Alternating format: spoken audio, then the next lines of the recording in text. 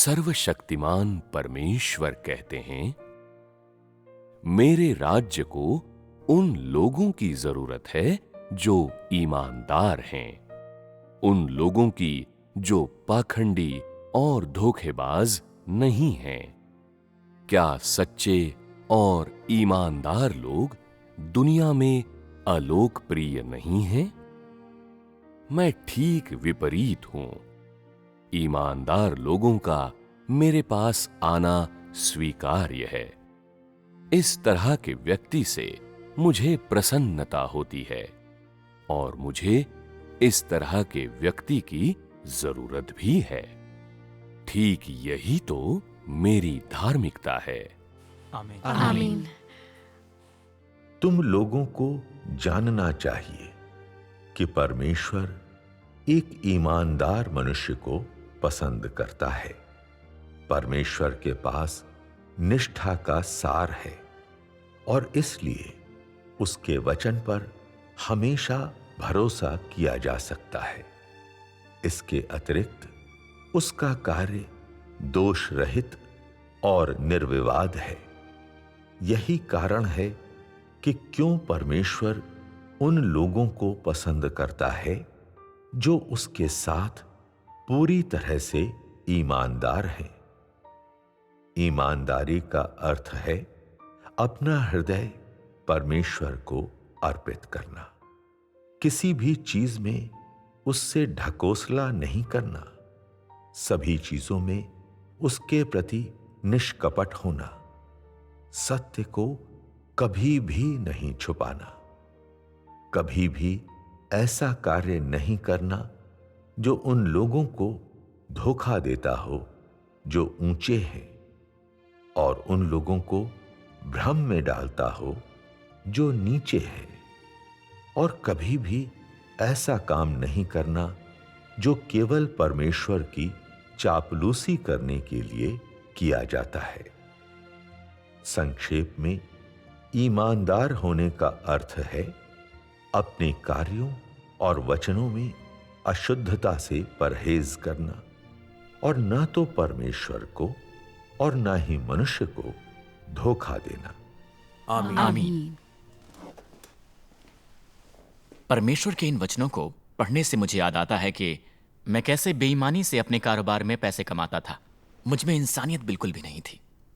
सर्वशक्तिमान परमेश्वर के कामों को स्वीकारने और उसके वचनों के द्वारा न्याय और ताड़ना से गुजरने के बाद आखिरकार मैंने अपने स्वार्थी स्वभाव को समझा। मेरा नजरिया बहुत बदल गया और मैंने सत्य का अभ्यास शुरू किया और ईमानदार हो गया। परमेश्वर का का धन्यवाद। धन्यवाद।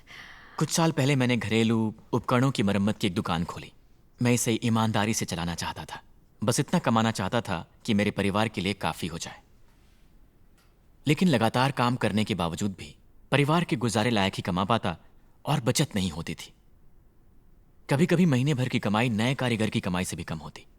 इस बात से मेरी पत्नी को हमेशा मुझसे शिकायत रहती थी। वो कहती कि मैं कुछ ज्यादा ही ईमानदार हूं और मुझे कारोबार चलाना नहीं आता। उसके भाई को भी ये लगता था। वो कहता कि ये तो पैसों का दौर है, आप चाहे जो भी करें आपको पैसे तो वसूल नहीं होंगे एक काबिल इंसान दिखने के लिए। वो कहता था कि धोखाधड़ी नहीं तो पैसा भी नहीं, और दुनिया सिर्फ पैसों से ही चलती है। वो चाहता था कि मैं भी ऐसा ही बन जाऊं, मैं भी औरों की तरह कारोबार करूं, ना कि जिद। मुझे उनकी बात एक हद तक सही लगी, पर मैं अपने खरीदारों को धोखा नहीं दे सकता था। मेरी अंतरात्मा इसके लिए तैयार नहीं थी। सही है। सही है। मैंने देखा मेरी दुकान के साथ वाली दुकान के मालिक कियान को कोई खास तकनीकी जानकारी नहीं थी। वो बस कुछ छोटी मोटी मरम्मत ही कर सकते थे। लेकिन उनकी दुकान के बाहर एक बड़ा सा बोर्ड टंगा हुआ था, लिखा था सभी उपकरणों की बढ़िया मरम्मत। इस तरह उनके पास बहुत काम आने लगा। छोटी मोटी मरम्मत वो खुद ही कर लिया करते थे, वरना उसे दूसरी जगह भेजकर वहां से भी अपना फायदा वसूल करते थे, और इस तरह उन्होंने बहुत पैसा कमाया। एक बार बातों बातों में उन्होंने मुझे बताया कि वो कैसे पैसा कमाते हैं। उन्होंने कहा, जब किसी उपकरण का एक छोटा सा हिस्सा टूट जाए तो सिर्फ वही पुर्जा नहीं बल्कि सारे पुर्जे बदल सकते हो ताकि ज्यादा पैसे वसूल सको। ग्राहकों को इसका थोड़ी ना पता चलने वाला है। उन्होंने कहा कि हम ऐसे समाज में जी रहे हैं जहां पैसा ही सब कुछ है। बिल्ली को सिर्फ चूहे पकड़ने आने चाहिए, फिर वो काली हो या सफेद, क्या फर्क पड़ता है। पैसे कमाने का मतलब है तुम काबिल हो, वरना तुम चाहे कितने भी अच्छे क्यों ना हो, लोग तुम्हें नीची नजरों से ही देखेंगे। मैंने उनकी इस लाजवाब बात को सुनकर सोचा, ये कैसा जमाना आ गया है। लोग पैसों के लिए कुछ भी कर सकते हैं, शराफत नाम की कोई चीज नहीं। तो फिर मेरे ईमानदार होने का क्या फायदा? और वैसे भी ईमानदारी से काम करने पर मुझे मिला ही क्या है? हमारा कारोबार एक सा है। मिस्टर कियान अच्छी जिंदगी जी रहे हैं, उनका पूरा परिवार भी अच्छी जिंदगी जी रहा है, मगर मेरी कमाई तो सिर्फ गुजारे भर के लिए है। लगता है मैं कुछ ज्यादा ही जिद्दी हूं। अपने परिवार को अच्छी जिंदगी देने के लिए मुझे अच्छा पैसा कमाना होगा।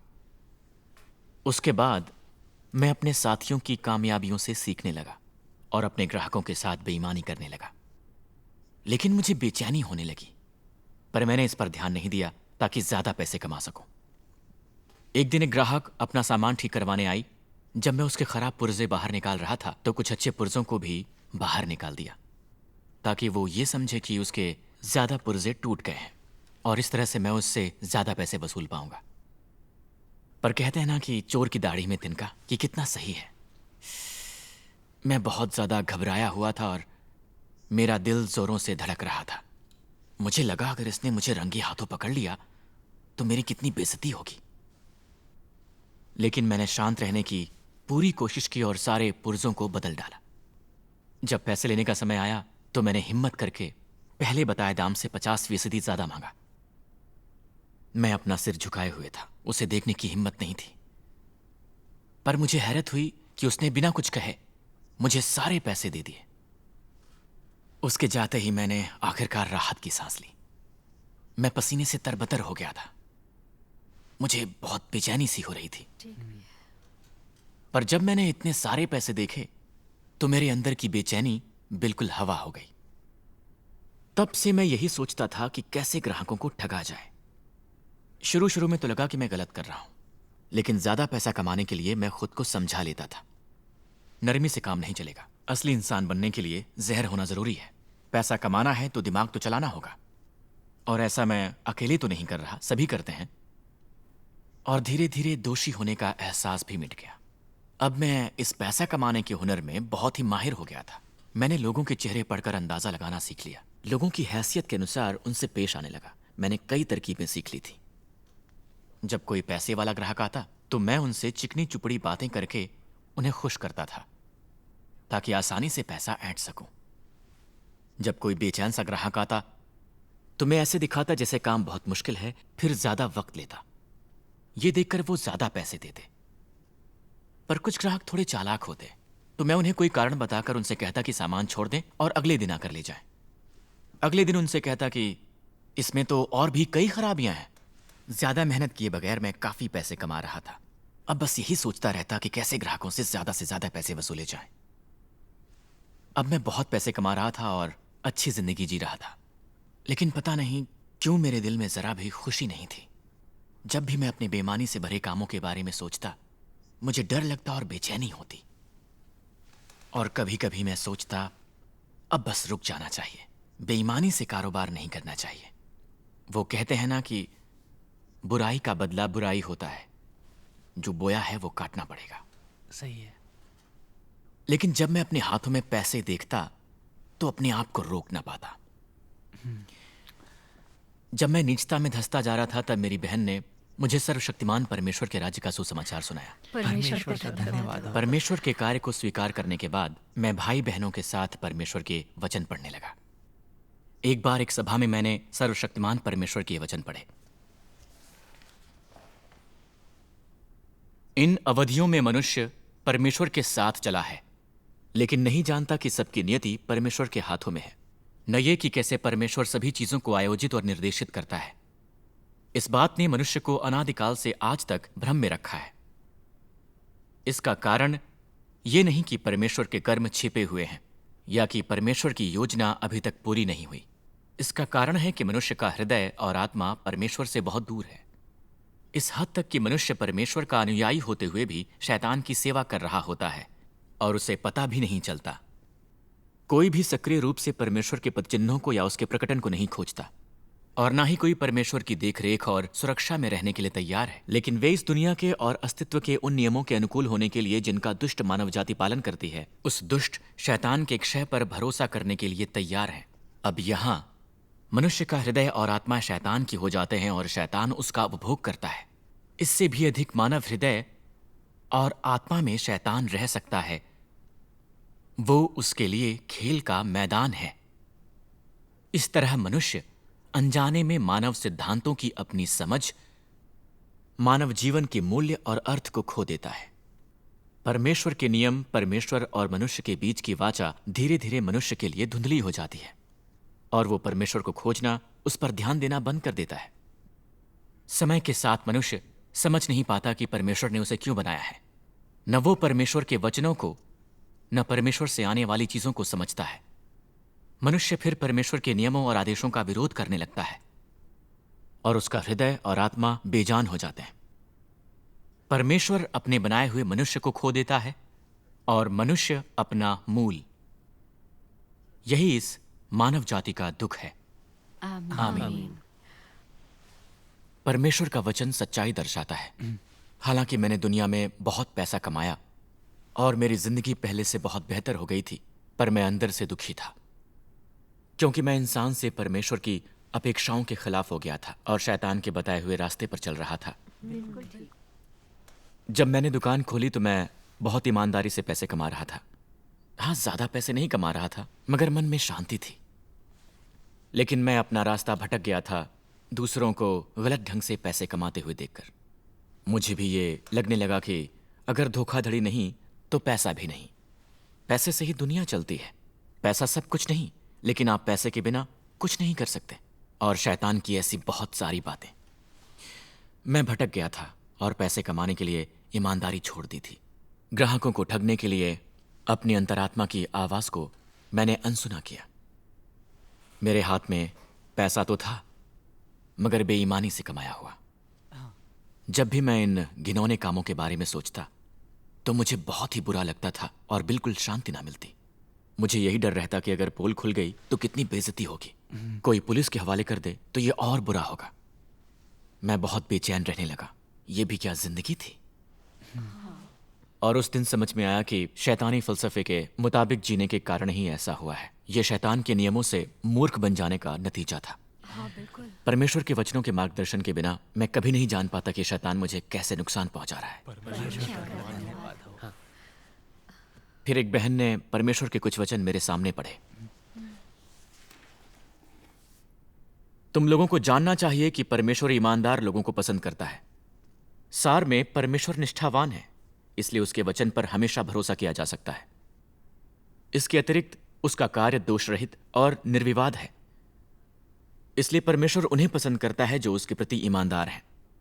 ईमानदारी का अर्थ है परमेश्वर को हृदय समर्पित करना, हर बात में परमेश्वर के साथ सच्चा होना, हर बात में खुला होना, सत्य को कभी नहीं छुपाना, अपने से ऊंचे और नीचे जो हैं उनसे धोखा न करना और केवल परमेश्वर की चापलूसी करने के लिए काम न करना। यानी कि ईमानदारी का मतलब है अपने शब्दों और कामों में खरा रहना और ना ही परमेश्वर को धोखा देना, ना इंसान को। मेरे राज्य को ईमानदार लोगों की जरूरत है, ना कि पाखंडी और धोखेबाज लोगों की। क्या सच्चे और ईमानदार लोग अलोकप्रिय नहीं हैं?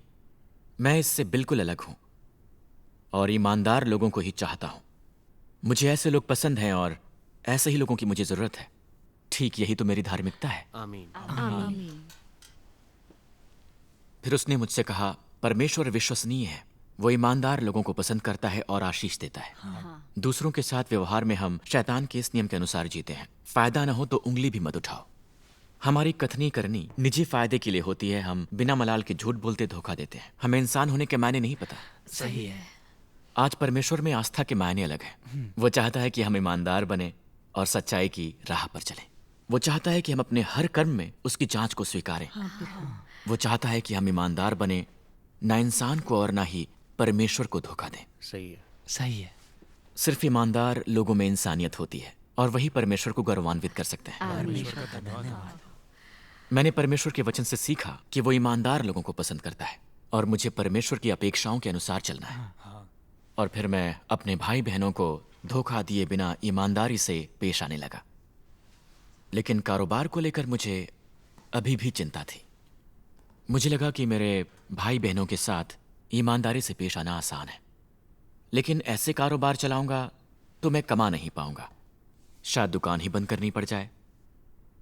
लेकिन पहले की तरह अगर लोगों को ठगता रहा तो क्या ये परमेश्वर की इच्छा के विरुद्ध नहीं होगा?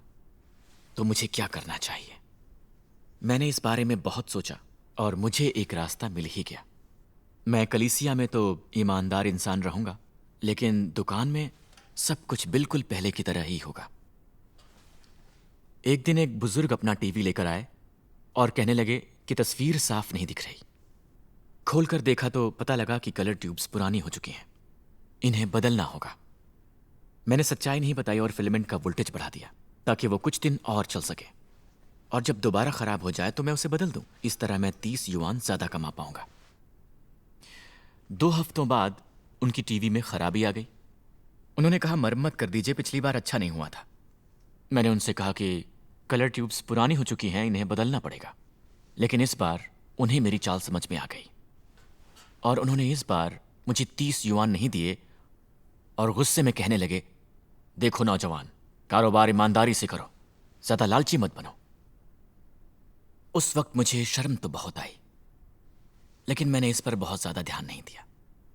इसके बाद एक बुजुर्ग महिला माइक्रोवेव ठीक कराने आई। मैंने देखा कि उसके अंदर एक पुर्जा टूटा हुआ था। मुझे लगा कि इसे ठीक करके मैं इसके वाजिब पैसे ले लूंगा। फिर मैंने सोचा ये अच्छी पैसे वाली है, अगर इससे थोड़े ज्यादा पैसे ले लिए तो कोई बड़ी बात नहीं होगी, जितना मिल सके निकाल लो। लेकिन कुछ दिनों बाद वो मेरी दुकान पर वापस आई और कहने लगी कि इस माइक्रोवेव के तुमने मुझसे ज्यादा पैसे ले लिए हैं। जमीर नहीं है तुम्हारा? ऊपर वाला सब देखता है। हाँ सही है। उनकी ये बात सुनकर मुझे बहुत ज्यादा बुरा लगा। फिर मुझे उस बुजुर्ग की बात याद आई। मैं बहुत परेशान हो गया। मैं समझ गया कि परमेश्वर मुझे चेतावनी दे रहे हैं ताकि मैं अपने आप को जान सकूं। उसके बाद मैंने ये परमेश्वर के वचन में पढ़ा, चाहे तुम कुछ भी करो, छोटा या बड़ा, चाहे तुम इसे परमेश्वर के परिवार में अपना कर्तव्य निभाने के लिए या अपने निजी कारणों के लिए कर रहे हो, तुम्हें सोचना चाहिए कि तुम्हारे काम परमेश्वर की इच्छा के अनुरूप हैं या नहीं, और यह भी कि क्या किसी मानवता युक्त व्यक्ति को यह करना चाहिए। अगर तुम हर काम में इस तरह सत्य खोजते हो तो तुम वो हो जो वाकई परमेश्वर पर विश्वास करता है। अगर तुम हर बात और हर सत्य को इस ढंग से लेते हो तो तुम अपने स्वभाव को बदल पाओगे। कुछ लोग सोचते हैं कि निजी काम करते वक्त वो सत्य को नजरअंदाज कर सकते हैं और अपनी मनमर्जी कर सकते हैं, जैसे चाहे वैसे और उस तरीके से कर सकते हैं जो उनके लिए फायदेमंद है। वो नहीं सोचते कि परमेश्वर के परिवार पर क्या असर पड़ेगा, और ऐसा करना संतों के आचरण के उपयुक्त हो गया नहीं। अंत में जब सब खत्म हो जाता है तो वो असहज हो जाते हैं, लेकिन समझ नहीं पाते कि ऐसा क्यों है। क्या यह प्रतिशोध उचित नहीं है? यदि तुम जो करते हो वो परमेश्वर द्वारा अनुमोदित नहीं है तो तुमने उसे नाराज किया है। अगर लोगों को सत्य पसंद नहीं और वो अपनी इच्छा पर चलते हैं तो वो लगातार परमेश्वर को नाराज करते हैं। ऐसे लोगों को परमेश्वर का अनुमोदन नहीं मिलता, और अगर वो प्रायश्चित नहीं करते हैं तो वो सजा से ज्यादा दूर नहीं है। जब तक लोग परमेश्वर के कार्य का अनुभव नहीं करते और सत्य को नहीं पा लेते, शैतान की प्रकृति मनुष्य पर हावी होती है और उसको नियंत्रित करती है। इस प्रकृति में खास तौर पर क्या शामिल होता है? उदाहरण के लिए, तुम स्वार्थी क्यों हो? तुम अपने पद की रक्षा क्यों करते हो? तुम्हारी भावनाएं इतनी प्रबल क्यों हैं? तुम्हें वो अधार्मिक और बुरी चीजें क्यों पसंद हैं? इनकी पसंद का आधार आखिर क्या है, और वो सारी बुरी चीजें तुम्हारे जीवन में कहां से आती हैं? तुम इन्हें मानकर इतने खुश क्यों होते हो? अब तुम सबको पता चल गया होगा कि इसके पीछे शैतान का जहर है। शैतान के जहर को वचनों से व्यक्त किया जा सकता है। जैसे अगर तुम कुछ कुकर्मियों से पूछते हो कि वो ऐसा क्यों करते हैं, वो कहेंगे स्वर्ग उन लोगों को नष्ट कर देता है जो स्वयं के लिए नहीं है। बस यही बात है जो सारी मुसीबतों की जड़ है। शैतान की ये बात लोगों का जीवन बन गई है। भले ही वो चीजों को किसी भी उद्देश्य से करें, वो सिर्फ अपने लिए ही कर रहे होते हैं। सबको यही लगता है कि स्वर्ग उनको नष्ट कर देता है। जो स्वयं के लिए नहीं है तो उन्हें अपने लिए ही जीना चाहिए। वो हर काम अपनी पूरी ताकत से करते हैं ताकि अच्छा पद और बढ़िया खाना पीना पा सके। स्वर्ग उन लोगों को नष्ट कर देता है जो स्वयं के लिए नहीं है। यही मनुष्य का जीवन और फलसफा है और उसकी प्रकृति को दर्शाता है। और बस यही शैतान का जहर है जो इंसान के अंदर जाने से उनकी प्रकृति बन जाता है। बस इन्हीं शब्दों से शैतान की प्रकृति पूरी तरह उजागर होती है, और यही जहर मनुष्य के अस्तित्व की नींव बन जाता है और उसका जीवन भी। और ये भ्रष्ट मानव जाति हजारों सालों से इस जहर के काबू में है। आमीन। इसे पढ़कर मैं जान गया कि परमेश्वर का आत्मा सब कुछ देखता है। मैंने अपने मन की बात कभी किसी से नहीं कही थी, लेकिन वो बातें परमेश्वर के वचन में पूरी तरह प्रकाशित थीं। सही है। सही है। मैं परमेश्वर के वचनों से समझ गया कि उसकी अपेक्षा है कि हम अपना हृदय समर्पित करें। हम परमेश्वर के घर में काम करें या खुद के, हमें परमेश्वर के वचनों का अभ्यास करना ही होगा। हाँ, लेकिन मैं अपनी मर्जी के अनुसार सत्य का अभ्यास कर रहा था। मैंने देखा कि परमेश्वर और भाई बहनों को अच्छा लगता था। जब मैं कलीसिया में सत्य का अभ्यास करता था तो मैं ऐसा करने को तैयार था, लेकिन अपने कारोबार में इससे मुझे पैसों का नुकसान होगा और ये मेरे हित के लिए ठीक नहीं, तो मैंने ऐसा नहीं किया। मैंने देखा कि मैंने सिर्फ अपने निजी हितों का सोचा था। मुझे ये अच्छे से पता था कि कपटी होना परमेश्वर की इच्छा के बिल्कुल ही विरुद्ध है, लेकिन उसके बावजूद मैं बस अपनी मर्जी का ही करता रहा, बस अपना फायदा देखता रहा। क्या एक आस्थावान व्यक्ति ऐसा होता है? तब मुझे समझ में आया, हर इंसान अपना भला सोचता है और इंसान पैसा कमाने के लिए कुछ भी करेगा। ये जिंदा रहने के लिए शैतान के नियम हैं जो मुझ पे हावी होकर मेरी प्रकृति बन चुके थे। और मुझे ये लगता था कि मैं इनके बिना जिंदगी में आगे बढ़ ही नहीं पाऊंगा। लेकिन असल में इस तरह से जीने से मैंने कुछ पैसा कमाया और दुनियावी खुशी हासिल की, लेकिन ये जीने का तरीका खराब था। ना कोई इज्जत, ना प्रतिष्ठा। बिल्कुल ठीक। सही। सब नाराज होकर ठुकराने लगे। परमेश्वर मुझसे और भी ज्यादा नफरत करने लगा। फिर मैंने प्रभु यीशु के इस वचन को याद किया, मैं तुमसे सच कहता हूं कि जब तक तुम ना फिरो और बालकों के समान न बनो, तुम स्वर्ग के राज्य में प्रवेश करने नहीं पाओगे। और सर्वशक्तिमान परमेश्वर कहता है, क्योंकि मैं अपने शत्रुओं और उन लोगों को जिनमें से दुष्टता की बू आती है और जो शैतान जैसे दिखते हैं, अपने राज्य में नहीं ला सकता या उन्हें अगले युग में नहीं ले जा सकता। आमीन। परमेश्वर पवित्र और धार्मिक है और वो ईमानदार लोगों को पाना चाहता है। झूठे और धोखेबाज लोग, जो शैतानी प्रकृति के लोग, परमेश्वर के प्रतिरोधी हैं, प्रायश्चित नहीं करना चाहते। परमेश्वर उन्हें नष्ट कर देगा और वो कभी उनके राज्य में प्रवेश नहीं पाएंगे। सही है। सही है। अगर मैंने अब भी प्रायश्चित नहीं किया और शैतान की बातों पर चलता रहा, उसके अनुसार जीता रहा और अन्याय करता रहा, तो मैं मिटा दिया जाऊंगा। बिल्कुल। ये सोचकर मैंने तुरंत ही परमेश्वर से प्रार्थना की, हे सर्वशक्तिमान परमेश्वर, मैं आप पर विश्वास करता हूं, पर मैंने अपने दिल में आपको जगह नहीं दी थी। मैं शैतान की राह पर चल रहा था। मैं अब किसी को धोखा नहीं दूंगा। मैं प्रायश्चित करना चाहता हूं, ईमानदार बनकर। आमीन। परमेश्वर की धन्यवाद हो। और इसके बाद एक दिन मेरी दुकान पर कुछ नौजवान अपना टीवी ठीक कराने के लिए आए। मैं टीवी ठीक कर रहा था, तब मैंने उन्हें धीमी आवाज में बातें करते सुना। अगर हमें पहले से पता होता कि वो जगह अच्छी नहीं, तो हमारे 2 दिन बेकार ना होते। देखते हैं, शायद ये ठीक कर दे। उनकी ये बातें सुनकर मैंने सोचा, अगर दूसरे दुकानदार ये बातें सुनते तो इन्हें बुरी तरह लूट लेते। फिर तो मैं इनसे आसानी से 20 या 30 युआन ज्यादा मांग सकता हूं। तो आता हुआ पैसा क्यों जाने दूं? मैं अगली बार ईमानदार बन जाऊंगा। बस एक बार झूठ बोलने से परमेश्वर नाराज थोड़े ही हो जाएगा। पर मुझे परमेश्वर से किया वादा याद आया और मैंने उनके वचनों को याद किया। अगर लोग सच्चाई नहीं अपनाएंगे और अपनी ही इच्छाओं पर चलते रहेंगे तो बार बार परमेश्वर का अपमान होगा। ऐसे लोगों के कामों को परमेश्वर स्वीकार नहीं करता। अगर वो पश्चाताप नहीं करेंगे तो सजा से ज्यादा दूर नहीं। मुझे लगा जैसे परमेश्वर मुझे चेतावनी दे रहे हैं। मैं जानबूझ के गलती नहीं कर सकता। मुझे पश्चाताप करके ईमानदार बनना होगा। इसलिए मैंने टीवी ठीक करने के बिल्कुल जायज पैसे लिए। परमेश्वर का धन्यवाद हो। और जब मैंने उनके चेहरे पर मुस्कुराहट देखी तो मुझे लगा कि सच्चाई और ईमानदारी से जीने का मजा ही कुछ और है। बिल्कुल सच कहा। एक बार मैंने एक महिला का टीवी ठीक किया था। मरम्मत की कीमत 50 युआन थी, पर उसने मुझे 100 युआन दिए और बचे हुए पैसे नहीं लिए। मैंने मना किया, पर मैं उलझन में था, वो ज्यादा पैसे क्यों दे रही है। तब उसने कहा, जिस व्यक्ति के पास मैं पहले गई थी उसने कहा था कि ये बड़ा काम है और 400 युआन लगेंगे, पर मैंने मना कर दिया। बाद में एक परिचित ने आपका नाम सुझाया और कहा कि आप ईमानदार हैं और ग्राहकों से ज्यादा पैसे नहीं वसूलते। और मैंने अभी देखा कि ये बात सच है। उसकी बात सुनकर मैंने सोचा, ऐसा नहीं कि मैं एक अच्छा इंसान हूं, पर परमेश्वर के वचनों ने मुझे बदला ताकि मैं इंसानियत की जिंदगी जी सकूं। परमेश्वर का धन्यवाद हो। परमेश्वर का धन्यवाद हो। परमेश्वर का वचन ही इंसान को बदल सकता है। मेरा नजरिया भी बदल गया जब मैंने परमेश्वर का वचन पढ़ा और ईमानदार होने का अभ्यास किया। मुझे लगता था कि ईमानदारी से कारोबार चलाना नामुमकिन है। मुझे लगता था कि पैसा नहीं कमा पाऊंगा, नुकसान हो जाएगा, दुकान बंद करनी पड़ेगी। पर जब मैं परमेश्वर के वचन के अनुसार ईमानदार हो गया तो मुझे कभी कोई नुकसान नहीं हुआ और मेरे ग्राहक बढ़ने लगे। ग्राहक बहुत दूर दूर से आने लगे। परमेश्वर का धन्यवाद। वो कहते थे कि उन्हें किसी ने भेजा है। मैंने तो कभी कोई विज्ञापन नहीं दिया और ना किसी को अपना कारोबार बढ़ाने के लिए कहा। यह सिर्फ परमेश्वर के वचनों का अभ्यास करने से हुआ, क्योंकि मैं ईमानदार था और परमेश्वर की अपेक्षा के अनुसार मेरे अंदर सच्चाई थी। मैंने अपने ग्राहकों का विश्वास जीता। ये परमेश्वर की आशीष ही थी जो सत्य का अभ्यास करने से मिली। आमीन। आमीन। परमेश्वर का धन्यवाद। इससे परमेश्वर के वचनों का एक और हिस्सा याद आता है। सर्वशक्तिमान परमेश्वर कहते हैं, जब लोग इस दुनिया में शैतान के भ्रष्टाचार के प्रभाव में रहते हैं तो उनका ईमानदार होना असंभव है।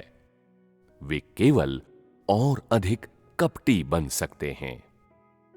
लेकिन अगर हम ईमानदार हो जाएं, तो क्या हम इस दुनिया में रह सकते हैं या नहीं? क्या हम दूसरों के द्वारा किनारे कर दिए जाएंगे? नहीं, हम पहले की भांति ही जीवित रहेंगे। ऐसा इसलिए क्योंकि हम भोजन करने या श्वास लेने के लिए धोखेबाजी के भरोसे नहीं हैं। इसके बजाय हम लोग परमेश्वर द्वारा प्रदान की गई श्वास और जीवन द्वारा जीते हैं।